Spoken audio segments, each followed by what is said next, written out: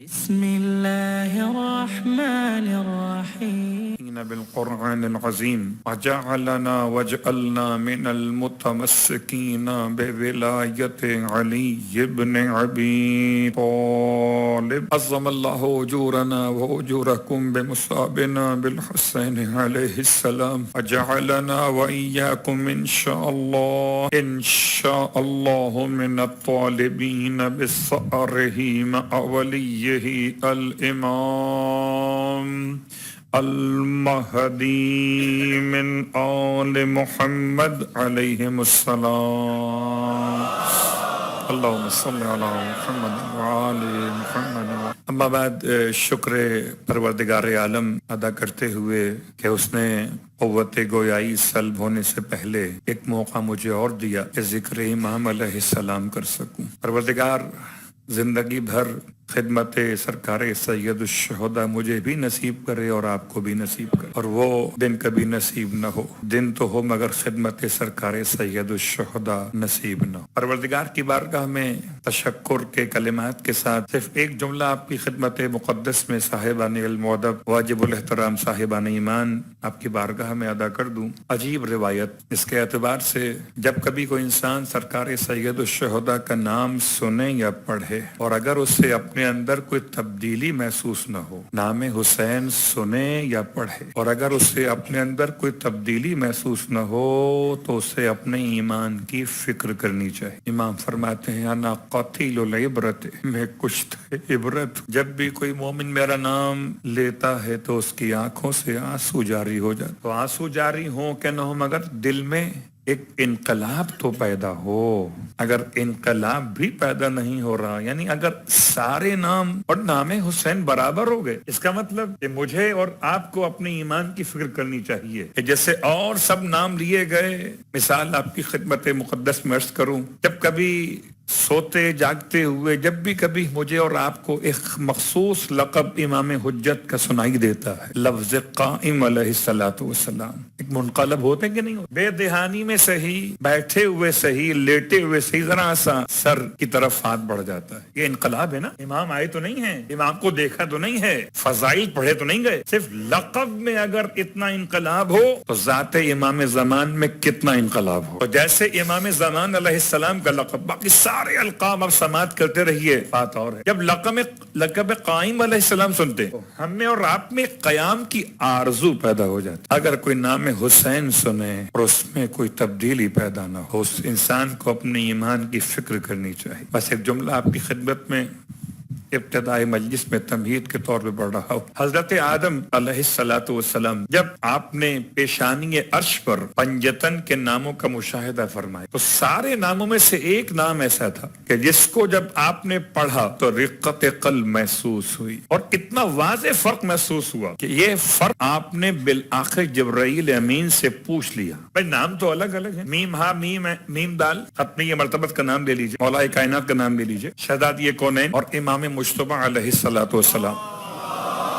یہ چار نام آدم علیہ السلام نے لیے، انداز اور تھا. اگر پانچواں نام بھی ان ناموں جیسا ہی اثر رکھے تو آدم کا سوال پھر مناسب نہیں ہو. یہ روایت تو اتنی مشہور ہے کہ آپ سب کو تقریباً یاد ہو کہ پہلی مجلس سے حضرت آدم علیہ السلام جب سماعت کر رہے تو مجلس کی بنیاد کیا بنی؟ صرف نام حسین، مصائب حسین نہیں، نام حسین. اور جب جناب آدم علیہ السلام جبرائیل امین سے سوال کیا، اخی جبرائیل کیا اس نام میں خاص احساس ہے جو باقی چار ناموں کے اندر نہیں ہے؟ ہاں، وہ چار ناموں کے احساس الگ الگ ہیں، اس کا احساس مختلف کہ مجھ جیسے پہلے بشر کو بھی رقت قلب محسوس ہوتا ہے. یہ پہلا بشر ہے، رونا اور ہنسنا دونوں صفات بشر ہی ہیں. پہلا بشر ہے، نہ آپ سے پہلے کوئی بشر رویا نہ آپ سے پہلے کوئی بشر مسکرایا. حضرت آدم پہلے بشر ہیں، ابو البشر ہیں. اب مسکرائیں گے تو بھی صفت بنے گی اور روئیں گے تو بھی صفت بنے. حضرت آدم علیہ السلام کا سوال اور جبریل امین علیہ السلام کا جواب. آپ فرما دیتے کہ جی آدم،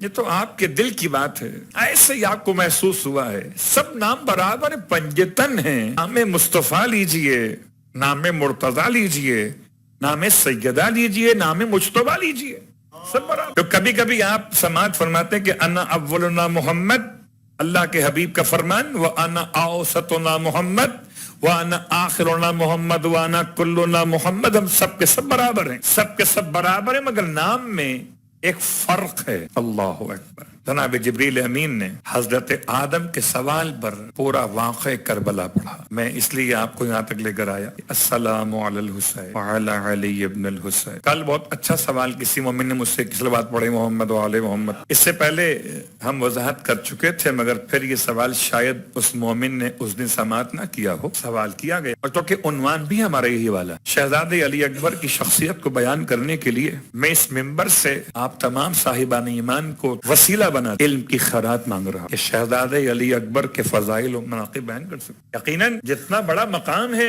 اتنا بڑا بیان ہمارے درمیان ہوا نہیں ہے، تو بڑی ہمت کوشش کرنے کے بعد لفظ علی ابن الحسین پر کہ زیارت عاشورہ، زیارت عاشورہ ایک معروفہ اور ایک زیارت عاشورہ غیر معروفہ، کبھی اگر وقت میسر ہو اور آپ زیارت عاشورہ کے فوائد اور فضائل پڑھنا چاہیں تو وہ الگ موضوع۔ جتنے فضائل اور جتنے فوائد معصوم نے زیارت عاشورہ معروفہ کے بیان کیے، وہ سب کے سب بیان کیے زیارت عاشورہ غیر معروفہ کے۔ بلکہ شیخ عباس قمی نے، جنہیں محدث کے نام سے یاد کیا جاتا ہے، یہ بات لکھ دی اس زیارت کو مفاتیح الجنان میں لکھنے سے پہلے کہ جو افراد اپنی مصروفیت کی بنا پر 100 مرتبہ سلام اور 100 مرتبہ لعن نہ پڑھ سکتے، اور میں سمجھتا شاید حالات و واقعات کو دیکھتے ہوئے بعض مقامات پر تمام تر وہ الفاظ زیارت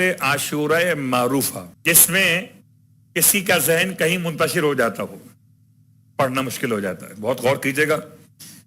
تو اب کبھی کبھی انسان یہ سوچ کے زیارت عاشورہ چھوڑ دے، کیسے پڑھوں، کوئی پوچھ لے گا کہ کیا مراد، پہلا کون، دوسرا کون، تیسرا کون، حالانکہ تیسرے کے بعد چوتھا بھی ہے، صلوات پڑھے محمد وعلى محمد۔ لیکن کیا کیجئے، ہماری اور آپ کی طبیعت اپنے مقام پر، سامنے والے کی طبیعت اپنے مقام پر، وہ بھی سمجھتا ہے کہ آپ جب بھی کچھ کہتے ہیں تو کہیں نہ کہیں سے بات گھوم پھر کے وہیں آ جاتی ہے، چاہے آپ کی وہ مراد اس وقت نہ بھی ہو، بات واضح ہو رہی ہے۔ تو لفظ زیارت عاشورہ، اس میں یہ مسائل آ سکتے، تو زیارت عاشورہ غیر معروفہ پڑھی ہے، جن مقامات پر آپ کے مسائل ہیں یا جن مقامات پہ آپ سمجھتے ہیں کہ آپ وقت نہیں دے پائیں گے کہ 100 مرتبہ لعن پڑھ سکیں اور 100 مرتبہ سلام پڑھ سکیں، تو اس کے لیے بہت آسان طریقہ 2 رکعت نماز پڑھیے۔ اس نماز کی خاص ترکیب شیخ عباس قمی نے بیان کی۔ اب یہ ایک پوری بحث ہے کہ زیارت عاشورہ سے نماز پہلے پڑھی جاتی ہے کہ بعد میں پڑھی جاتی ہے، وہ الگ موضوع ہے۔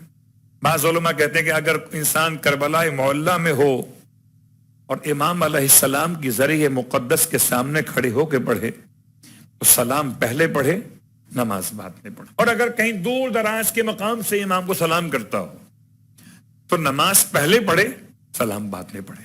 لیکن اس زیارت کے لیے 2 رکعت نماز، اور خاص طریقہ بیان ہوا کہ دونوں رکعتوں میں الحمد کے بعد سورہ اخلاص ایک مرتبہ پڑھ لیا جائے، بہت آسان ہے۔ 2 رکعت نماز زیارت عاشورہ غیر معروفہ کے پڑھنے سے پہلے، ذرا سا اس کے لفظ مشکل ہیں لیکن میرا عنوان یہ نہیں ہے، السلام علی الحسین وعلی علی ابن الحسین۔ اس زیارت میں خاص طور سے السلام علی الحسین الشہید، اور پھر الفاظ استعمال ہوئے والسلام علیک یا علی ابن الحسین الشہید۔ زیارت عاشورہ معروفہ سے لے کر زیارت عاشورہ غیر معروفہ تک کا سفر مکمل ہو گیا۔